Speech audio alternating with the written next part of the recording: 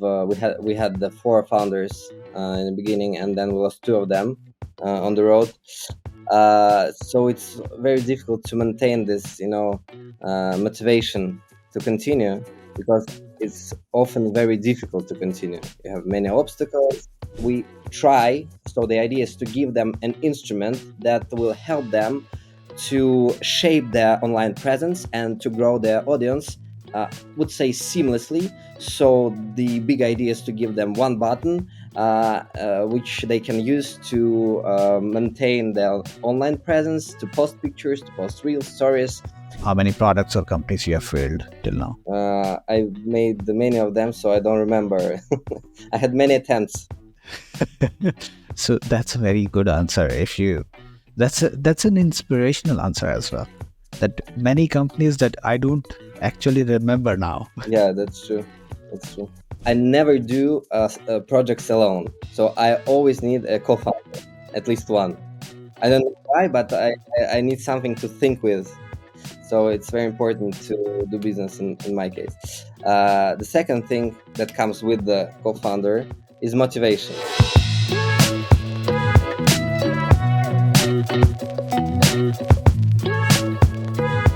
Hello everyone, my name is Ali. I'm the CEO of Al-Burraq Technologies. Today we have another tech star with us, Fima Kolodkin. How are Hi, you? I'm good. How are you? I'm good. Thank you so much for joining. It took a lot of time to convince you that you should be here with us and talk a little bit about your Yeah. journey. Why are you so hard to catch? I have a lot of work. That's all. Okay, that makes a lot of sense since you are developing a new product, so that makes a lot of sense. Okay, Fima, it would be great if you can introduce yourself and tell us about your journey so that our audience can connect. Okay, thank you. Yeah, thank you for having me. And my name is Fima. I'm an entrepreneur. I've been in startups since 10 years already. I've been working primarily with marketplaces and recently with the AI technologies, with machine learning technologies. My first product I launched, I don't remember when now, but the product that has successfully reached the customers and has reached its audience and venture capital. I've built it. I started building it in 2015, so 10 years ago, 8 years ago, approximately. And 2 years ago, I've made an exit from this company, and now working on my new product. Right, that makes a lot of sense. And the way you narrated that story, I'm sure that it should not be that much smooth, right? Yeah, of course. It just Since we are talking about the building of the product and building a startup, and you said that right now you're working with the machine learning experts and yeah. developing a product. So, what your specialties are, what your role is in the product I've development? also been more into business development part. So I've been at I would say Fine. operations. So I've been building teams. I've been coming up with ideas. I've been persuading others to keep on with these ideas. I've been bringing partners, customers, investors on board. So my role is like I would say a locomotive of of all this ventures. Right. So you are the engine, right? I could say. So Could let's say. talk about, okay. So let's talk about Polymillion AI a little bit Yeah. more, right? What are you trying to achieve, and what are your goals in that? So in it's pronounced Pygmalion AI. It's named after a Cypriotic sculptor from Cyprus. Actually, he was Greek, and he has built shaped the sculpture and fell in love with it. So what we're trying to do is to give the bloggers and businesses, small and medium businesses, marketing agencies, who actively have maintain and grow and build their online presence in the social media. We try. So the idea is to give them an instrument that will help them to shape their online presence and to grow their audience, would say seamlessly. So the big idea is to give them one button, which they can use to maintain their online presence, to post pictures, to post real stories, videos, and to grow their audience. So So is it? Yeah, yeah, please go ahead. the product consists of different microservices. So there are many products inside, beginning with the analytics. So we analyze the profile of the portfolio of the user. Then we help him to create different content, text, images, audio, videos, and then we help to promote it and to find the right audience that will actually like this content. So we try to match. The idea is not just posting, not just helping to create content and post it like many others do nowadays, but to help help our clients to find the perfect audience which they would love to have in their accounts, which they look as potential customers, potential clients, potential partners, and for this audience who will come to these accounts to actually like what they see there. Right. So from this, I have other technical questions as well because I'm a technical person myself. So I'm going to Okay. dig deeper. And if you say that you are going to build a platform that will be using microservices of other platforms and you are going to help them generate new content, that makes sense to me, right? But when you say that you are helping them in targeting audience as well, how are you going to establish that? Because you are using third party Yeah. services, right? And you are going to post the content on third parties. So how are you going to define the target audience on those platforms? That is going to be a challenge, I think. It is actually a challenge. So now we are working with Instagram primarily, so with Meta, and we now have access to, like, official access to the Meta's API, and it gives some options to for auto posting and for some analysis of the users. But for some for different processes, we also use third party products just have to analyze, to get the databases, to analyze it, and to then help our users to tackle the audience they would like to reach. So So that normally is means using you third are party services and APIs as well. right, right. So that means that eventually you are going to define these kind of things on those platforms like Meta and Yes, Instagram, yes, right? The content you're because the first part is I think pretty much smooth yeah, these days because we have seen a lot of content yes, creation by through AI, and that makes a lot of sense that you are helping the content creators to create content according to their of course, persona. That makes yeah, a lot of sense to me, right? But the other part is I think is going to be very challenging, and I think sure, that you might have to put all your efforts at sure, that point. Because whenever you have third party dependencies, then you have to move according yeah, to them. And if you claim that you are going to handle more than one platforms, then your yeah, dependencies are increase, increased. And then you have to think about all of the platforms, all the policies, and then build your platform according to yes, that. that's correct. That's indeed is a challenge. We are now trying to figure it out. We have already found some ways how to basically achieve our target, but of course we need to dig deeper and to get much more attention in this field of finding the right audience. Right, right. I was just trying to impress you by showing my Okay, technical expertise, you know. I was manipulating a little bit. I was telling you about your product. So I was just trying to that's fine. impress you. Are you impressed or Of not? course, I That is the see. most I important understand thing. how the product is built, yeah, and what the challenges are. Yeah. So let's move forward because you are the CEO and let's talk about finances a little bit as well. When you are developing a product, of course, the most important part is that you have to be cash flow positive as soon as possible, right? So, what do you think about the financial projections? How important they are? How do you effectively manage that? Um, that's indeed a good question.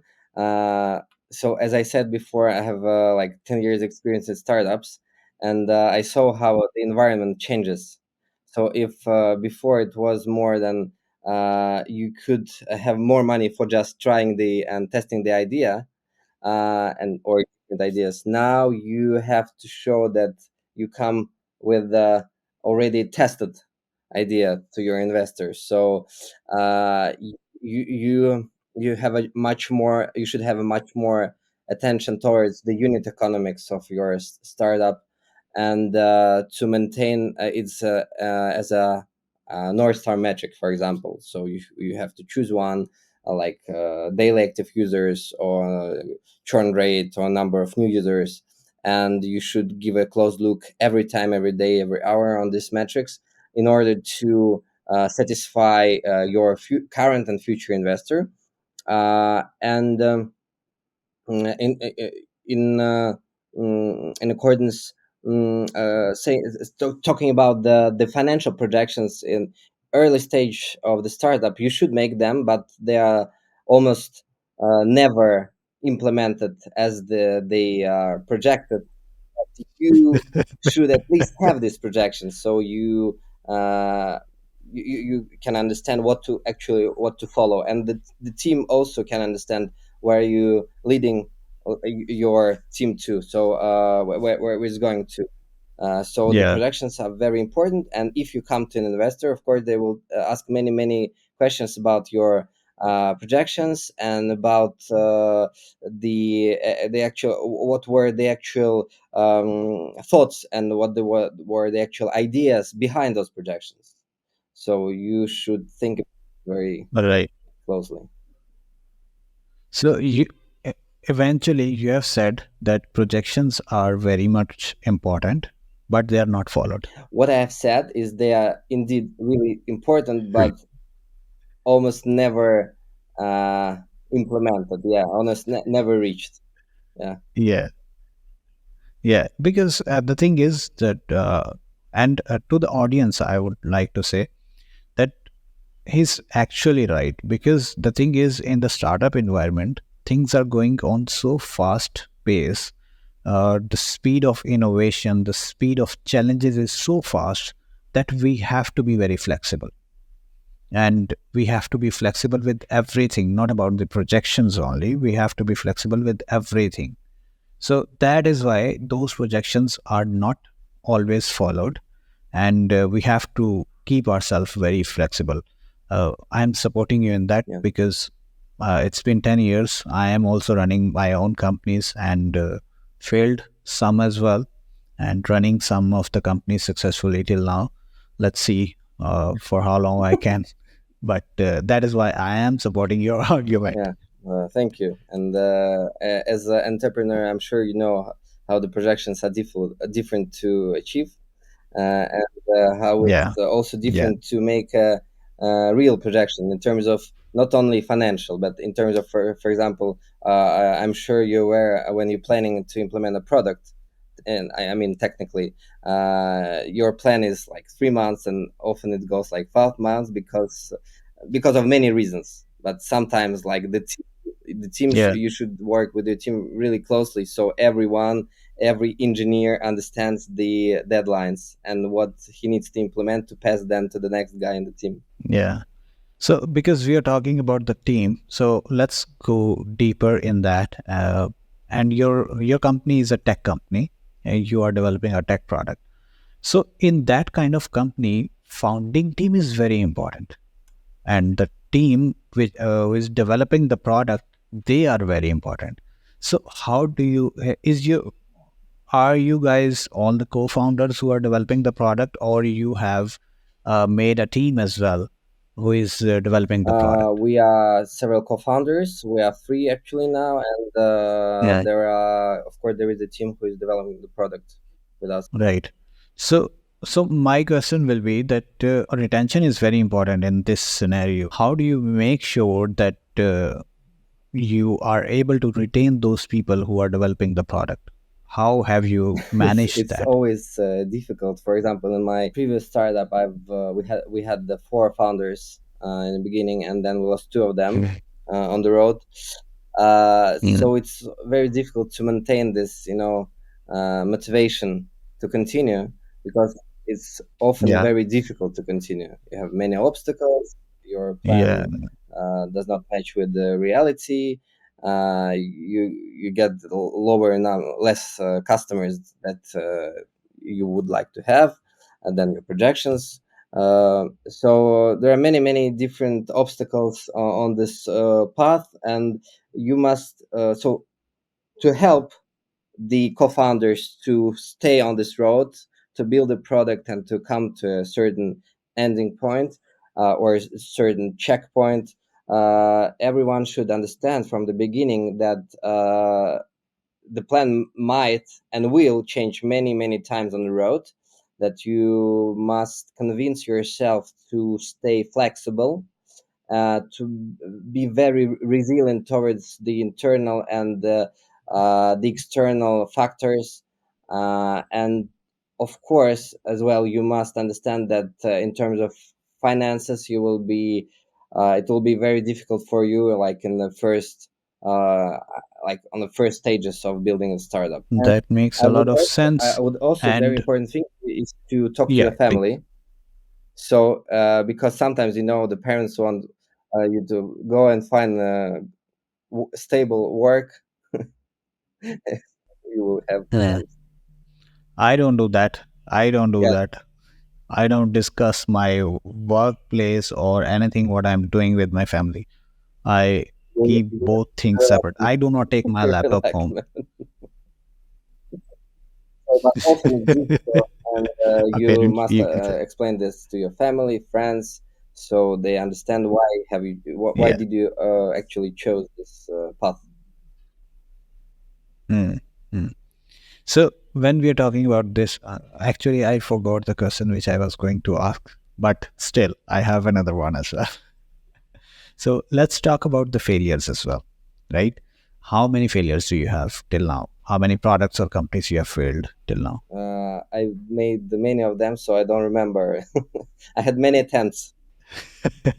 So that's a very good answer. If you, that's an inspirational answer as well. That many companies that I don't actually remember now. Yeah, that's true. That's true. Of course, if I will like Right. So sit and what? think, I will remember almost all of them, but it will be difficult. Right, right. Right, right. Okay, so let's not put you in a difficult situation, but the other thing is, what were the lessons you learned from there? Even if you remember the last failure as well, what were the lessons and the reason of failure? Do It's a you good remember question. that? Um, I don't have like the fast answer for that, but let me think. Uh, I think the most important. So I about myself, I never do projects alone. So I always need a co-founder, at least one. I don't know why, but I need something to think with. So it's very important to do business in my case. The second thing that comes with the co-founder is motivation, and with yourself as well. So sometimes when you come up with the idea, you make the research, you understand the resources you need to build it, then you proceed actually you start building, and then you face difficulties at every stage of this. You face difficulties when you start actually building. You face them like the most, and the most important lesson I've learned. So think about your motivation in the beginning. If you understand that you are actually not motivated to do it right now, and the situation not the best to do it right now, and you have other priorities in your life right now, you shouldn't start and waste your time. But don't you think being a locomotive, that is your job as well to motivate your team? Yes, Because you you said should you're a find locomotive, motivation right? in So, yourself first of all. Then, if you prove that you have it, that you can translate. but we both are founders, right? So I think you should agree with one factor that being a founder or co-founder, sometimes the team is demotivated and you are also demotivated. But even in that time as well, you have to Yeah, motivate the team in order to keep things going. So, how do you manage that difficult situation? it's difficult, but you smile and you go motivate. No, that's the other hand. You smile and No, say if that you come to your smiling face doesn't mean I am not hurt. like no, I mean you should like if you will come to your team and say, "Oh, we have so many problems. I don't know what to do. I'm tired. Let's skip. Let's do other thing." It would not help. So what will help is you come to your team, you say the things how they are. I mean, in terms of numbers, for example, in terms of problems, obstacles. But then you think we still can achieve, and we will achieve. Let's come with new ideas how we can achieve that. That's all a founder can do actually. Yeah. So that means that is another way of saying this is that fall in love with the problem, not with the Yeah, solution. If you're not able to do it one way, very find the good. other Yeah. way to do it. Right. So I used to say one more thing to the people in my team that there are 100 ways to do something and 150 ways to think that you can't do. So it's all about your mindset, what you want, whether you want to do or Yeah, not. sure. So Yeah, choose it's all about among setting amongst that. your mind to keep your mind in peace. Yeah. Because ups and downs, it's happening every Yeah. day in a startup, and it's very Yeah. difficult to maintain this on this path. Right, right. I don't really agree with that. So let's talk about remote work as well. Is your company fully remote right now or partially remote, It's something not like right that? now. It's fully remote. Okay. In how many countries? I would say 6 countries right now. Okay. Which one? It's Armenia, Georgia, Cyprus, Croatia, the UK, and Spain. Right. Why Pakistan is not there in it? It's I have a Have to really think. convenient answer for that. So we come from a Russian-speaking background, and we started building our team with the Russian-speaking co-founders and Russian-speaking technical specialists. And what I am thinking right now, and I'll be discussing with my CTO, is how we can actually overcome this barrier. What I'm like trying to do now is to build operations completely with the people who are like from other countries who are English speaking first of all, and the technical team is still consists of Russian speaking people. Right, right, right. There I can see the collaboration. I can help you set up all of your team and all of them will be English speaking, understand you well, right, and work under one roof. So I can help you with that. There I can see the collaboration opportunities. Thank you. We may discuss. Yeah.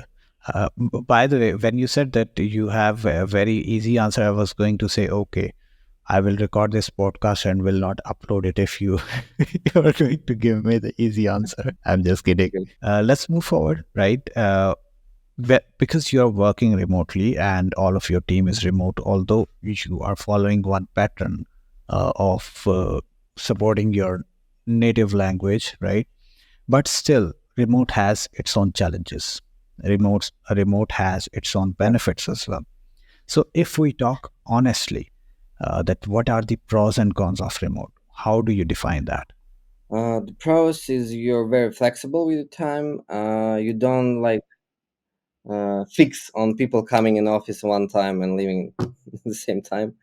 Because I'm sometimes over controlling, try to over control. And when we had an office, I was always about that. But now I see that it's not important when the person works, it's important how the person works. And also this flexibility gives a lot of motivation to people who want to stay flexible in their lives because things after the COVID really changed.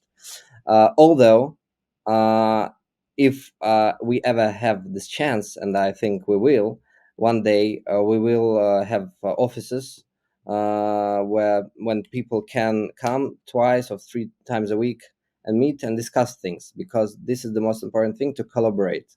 So offices are more about Yeah. collaboration and creative Right. thinking and ideas and building relationships. This is really important. So the combination of remote and like offices several days a week is, I think, is the best. Right. Right. That makes a lot of sense.